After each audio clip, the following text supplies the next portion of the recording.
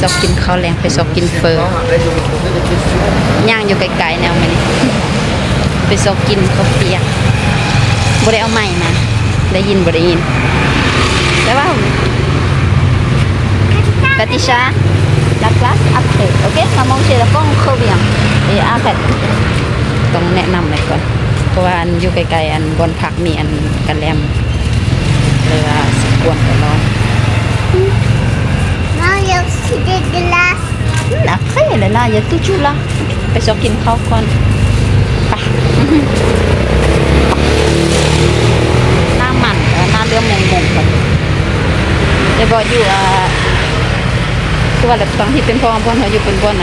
ในเมือง Mais ça, ils sont méchants. Ah bon? Le méchant ça?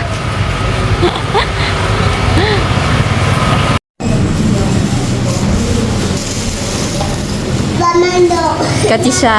กินแล้วก็ปิดจะเสร็จเดกอลาดสิก่อน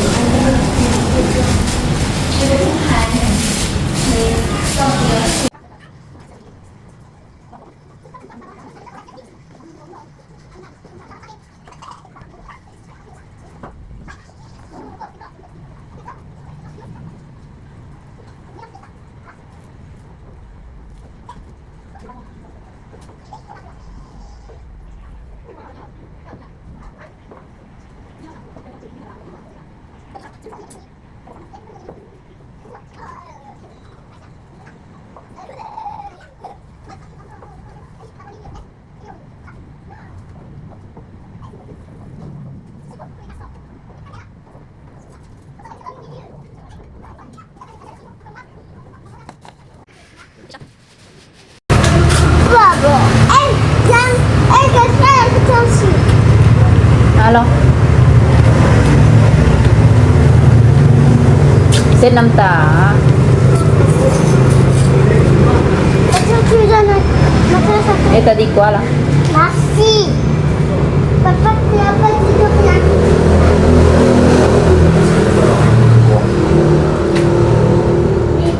น้ำหวาน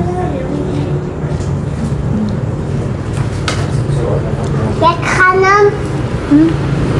Comment? Cranum,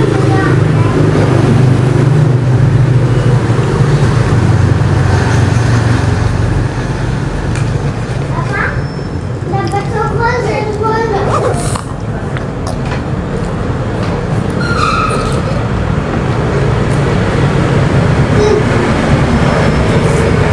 Bon.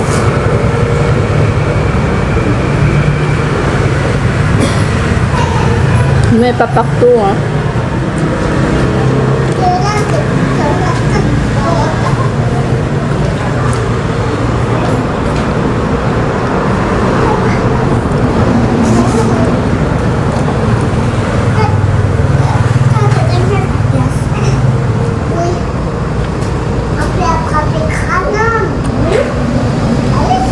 Elle fait pas tomber partout hein.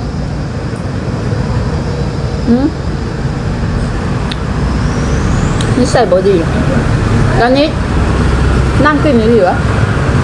Đó xì bèo hả?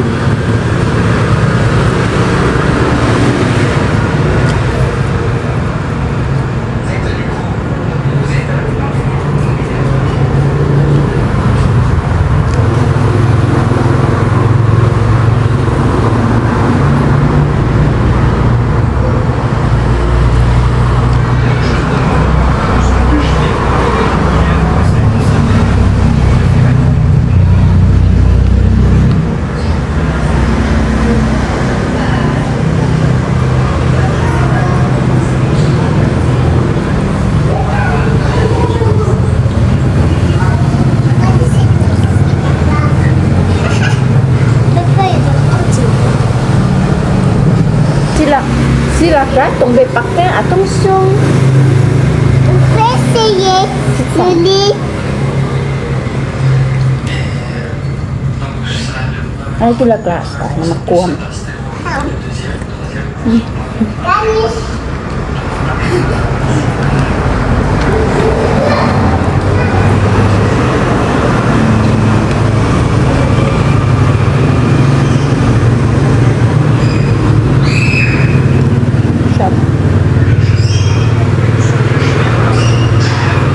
กินน้ำมันทุกวันติดตุย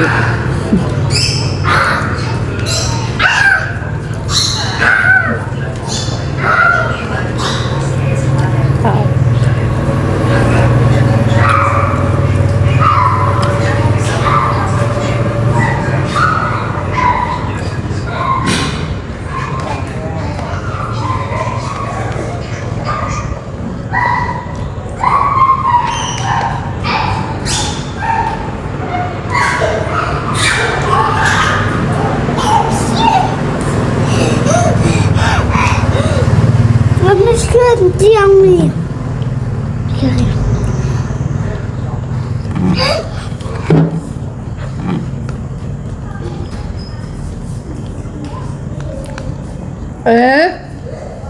la cazzo tombare se per terra, si decolata.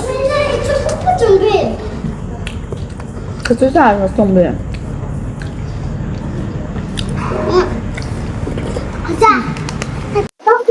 ใช่ตอนนี้นับถอยหลังสิกลับ อยู่โรงพยาบาลอีก4 มื้อครึ่งมื้อที่5ไปแล้วก็ไปอยู่เวียงจันทน์อาทิตย์นึงแล้วก็กลับก็ที่ซ่าลูกสาวเราแบบตั้งแต่มาอยู่ลาวเราเป็นแบบบ่ฮู้แล้วเป็นแบบอิหยังก็บ่ฟังหยังสินะเป็นคือบ่ฮู้คือกันลูกชายแต่รู้สึกว่ามักประเทศลาวที่สุดลูกชายเวลาสติกเว้าเกี่ยวกับบ้านแล้วเว้าเกี่ยวกับชื่อเมืองที่บ้านที่สติกอยู่ฝรั่งเศสลูกชายมาเฮายังบ่ฟินิชว่ากองเทื่อเฮายังบ่แล้วว่ากองเทื่อเฮาจังบ่เฮายังพักผ่อนตัวสึกเพราะว่าบ่อยากกลับบ้านน่าจะบ่อยากกลับบ้านไปก็ไปบ่ปากมาบ่ปิดกลับบ่ไปกลับอ่ะกินข้าวอิ่มซะติกินข้าวเปียกมื้อนี้บ่ได้ไปเดินอยู่พุ่นบ่ได้ไปเดินอยู่ตลาดมื้อไปตลอดแล้วก็บ่มีอันเบิ่งตลาดมื้อคือเก่าทุกคนเบื่อซั่นแล้วก็เบื่อก็คือว่าแล้วไปเอื้อมนะทุกคนว่ามันเอื้อมละอาจังนะทุกคนไปถ้าไปซื้ออาหารเลยเพิ่นว่าซื้ออันเก่าคือกันทุกคนเพิ่นว่าสิซื้ออาหารแบบเก่าแต่ว่าราคาเปลี่ยนคือทุกมื้อกันนิชบ่ลิ้นประตูเลสไปอาบน้ำบ่อาบน้ำไปอาบน้ำฮัลโหลอาบน้ำอันแหละว่าเขาใส่คำละเอื้อมมันบ่เอื้อมละอาสินะทุกคนแบบบ่สั่งสิว่าหยังสิมันแบบมันเอื้อมมันเบื่อมันเอื้อมละอาว่าจังซั่นแบบเป็นคนลาวคือกันสินะแบบสติกก็โอเคเวลาพวกสติกไปมือทับอิฐแล้วว่าสติกฟังปิดประตูมันมาเลยปิดประตูมันมา Non, il y a de bactéries. Zéro. บ่มีแบบกันดิชอาคาดช่วยเนาะอะไรมือทับอิฐที่พวกว่าฟังสติกบ่อยากซื้อแต่บ่อยากซื้อมือทับอิฐเรามาว่าเราไปซื้อยาสูบอยู่หานเก่ามือทับอิฐที่เราไปซื้อเป็น55มือที่2ไปซื้อ60แล้วมือที่3ไปซื้อ65แล้วเราว่ามื้ออื่นไปเขาไปตกเป็น70ก็สินะสติกบ่เชื่อนั่นน่ะเราเจอกับเจ็บจังหูก็คือที่สาวทางกันนี่เห็นนะก็คือที่สติกไปซื้อหมูปีนะทุกคนหมูปิ้งมือทับอิฐใหม่15,000สติกก็บ่ได้เว้าหยังก็ธรรมดาแล้วมือที่2ก็โอเคคือเก่าสินะแล้วมือที่3แล้วสติกไปเจอหัน1ไม้แป๊บจีบแล้วมือที่4บ่สติกไปซื้อละไม้ละ20,000นะสติกก็เลยแบบเบื่อเลยเอื้อมเลยก็มื้อนั้นแล้วย่างกาสติกกับประสบกับสติกเราสลาวใจแบบ Maman, tu peux faire. Bisous, regarde. ถ้าแกนินเห็ดจ้ะจ้ะ Non, je sais pas comment faire. Bisous, Viens, regarde les hommes. Quoi? Papa. ดูกระดื้อนั่นแหละตอนนี้ก็จะกลับละจะกลับเรากลับไปเห็ดเบียกคือว่าเราเนาะเดือนครึ่งมันรู้สึกว่ามันหลายมันด่นไปสินะแต่ว่ามันแบบถ้ามันมียังให้มีกิจกรรมเฮ็ดทุกมื้อก็สิบ่เบื่อแต่บ่เนี่ยไม่พันเด็กละอย่างเขาสิบ่อยู่โรงพยาบาลสุรักบ่มีลาสติกก็พาลูกไว้ลงไปอาบน้ำสินะไปอาบน้ำไปหยังสิแต่ก็มันบ่ได้มีบอลลิ่นหลายส่วนเด็กน้อยส่วนเด็กน้อยแล้วบ่ว่าจะเป็นสไลเดอร์อีหยังส่วนอันเป็นอันปิซินเป็นอ่างน้ำบางเด็กเป็นบอลลิ่นของเด็กน้อยซะส่วนหลายอยู่นี่บ่มีแต่ว่าเปิดตอนแรกแต่ตอนแรกสิสติกก็บ่นั้นตอนแรกเขาก็บ่อยากไปใส่เด็กก็เมื่อยเขาก็เมื่อยทั้ง2คนทั้งครอบครัวทั้งเมื่อยทั้งผัวทั้งเมียเมื่อยเด็กน้อยก็เมื่อย อยู่เวียงจันทน์โอเคแต่อยู่เวียงจันทน์ยังมีบอลลินโอเคเอาไปมีหลายลินก็ถึงว่าสิเปลี่ยนบอลก็บ่เป็นหยังอะสิเวียงจันทน์ก็ยังมีแบบเขาเปิดทางตอนสายตอนแลงสิเปิดตั้งแต่เช้าสิก็ยังโอเคเดี๋ยวเฮาพาลูกไปลินแต่อยู่นี่แล้วมันบ่มีไสทุกคนบ่มีแบบแม่นอยู่มีอันนักท่องเที่ยวหลายตลอดแต่มันสำหรับเด็กน้อยสิมันต้องยากก็มีก็สิมีแต่อย่างตัดกงสีทำติ่งอะสิแบบเป็นไปแบบประจนภัยสิลองเฮือสติกก็ว่าสิลองเฮือแต่ยังบ่เกิดเถอะเด้รู้ดื้อแล้วสติบ่ฮู้ว่า ถ้าว่าลองเหือสิลองนำหมู่หลายๆคนนะสิแชร์กันอาจจะชั่วโมงหนึง400,000ชั่วโมงนี้400,000แล้วก็โอเคแชร์กันคนหนึงซื้อเบียร์ยังกินแต่ว่าปัญหาคือยานเพราะว่าลูกว่าบ่ฟังความในลูกกันแบบดื้อยานลูกสิตกน้ำจังซี่นะถ้าพ่อแม่กินเบียร์แล้วสิเนาะล่ะมันก็เลยยานสติก็เลยว่านั่นแหละก็เลยว่าคิดอยู่ก็กังๆอยู่ว่าบ่ฮู้สิจังได๋จังซี่แต่หั่นแหละอีก30มื้อบ่ฮู้บางทีก็สิไปลองบ่ลองก็บ่ฮู้กัน เดี๋ยวก็สิไปนอนแล้วเดี๋ยวนี้มันนี่อาบน้ำเหนียวตัวมันร้อนกายอยู่นี่ปกติบ่มีไฟแล้วเขามาแปลงให้แล้วเด้มีไฟแล้วอยู่ทางนอกสติ๊กมักนั่งอยู่นี่น่ะสบายสติ๊กมักที่สุดตอนอยู่ฝรั่งเศสก็สติ๊กอันตอนที่ซอกบ้านต้องซอดซออพาร์ตเมนต์สติ๊กกับความฝันสติ๊กโอเค